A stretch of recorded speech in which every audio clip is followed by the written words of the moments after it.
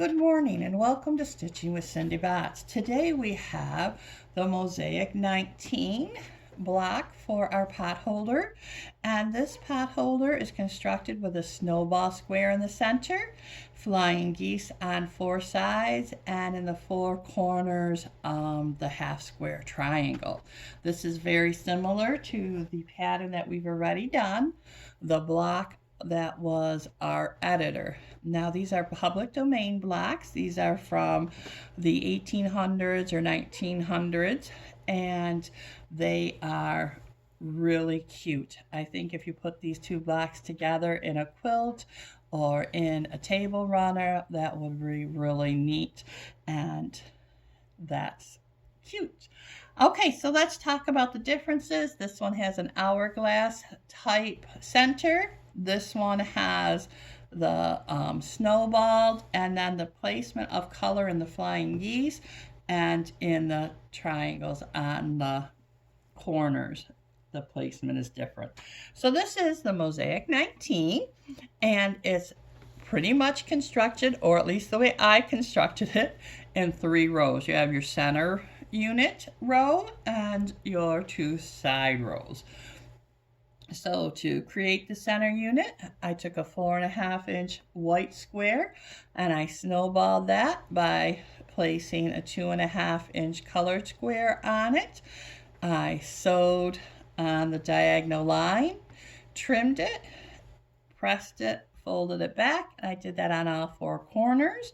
You can see on the back here where the 2 corners are done and trimmed back.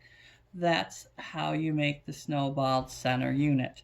Then you're going to make the flying geese units, and one goes on each end of the unit that we've talked about, that snowball unit, one at the top and one at the bottom. So to make this flying geese, you need a 2.5 by 4.5 inch rectangle. You're going to take the 2.5 by 2.5 inch square, draw the diagonal, trim, and press it back, and you're going to do that on both ends of your flying geese. Now for this construction, you want that colored point pointing to the center, and when your flying geese is trimmed, this is what it looks like, and you can see the point comes in at approximately 1/4 inch in, so that when you sew these units together, you want to make sure this little divot, this little point, comes right to this point, and your needle should hit right there to give you a nice point. All right, nice point of connection. So you sew those units together, one at the top, one at the bottom of the snowballed square, and your center row is done. Now you make 2 more flying geese, and you're going to add a half square triangle to that.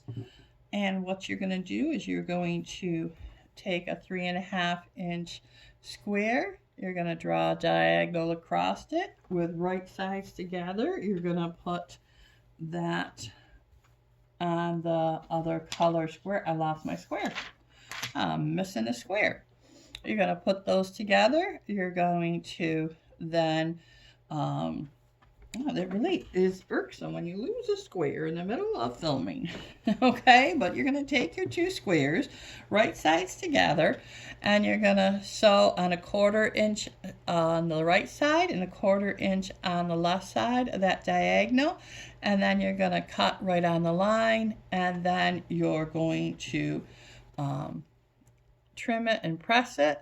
And what you're going to do is you're going to have the 3.5 inch square, so you're going to have to cut it down the center diagonal and then trim it to your 2.5 inch half square triangle. That losing that square really threw me off for a second, and I'm sorry about that.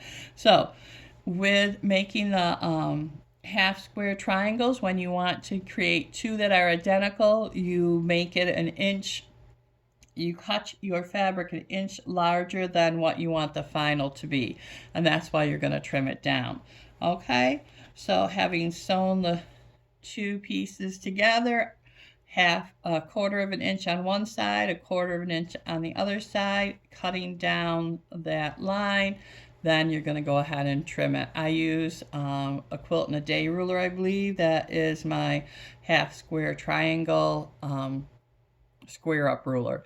There's different ones on the market. That just happens to be the one I use.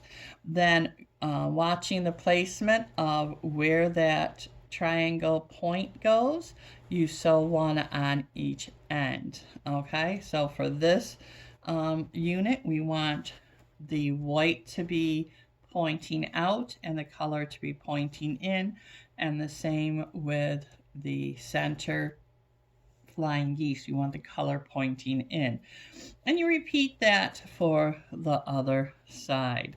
All right, and then you have your 3 rows, you connect them, and that makes your pot holder top.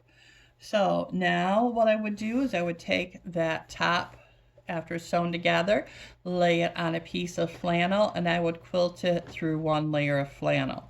Once I've done that, I would then take the tab strip that I've made. This is a 2-inch wide piece of fabric that I have folded in half and pressed, opened and folded the royal seams inside, and then sewed it closed.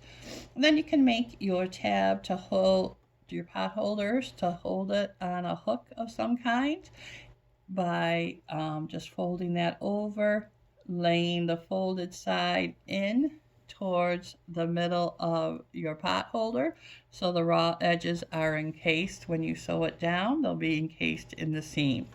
Then I take the backing portion of my pot holder, 8.5-inch square, lay that right face to the quilted portion, then a layer of flannel, and then my layer of Insulbright, and then I sew the 4 sides, leaving an opening.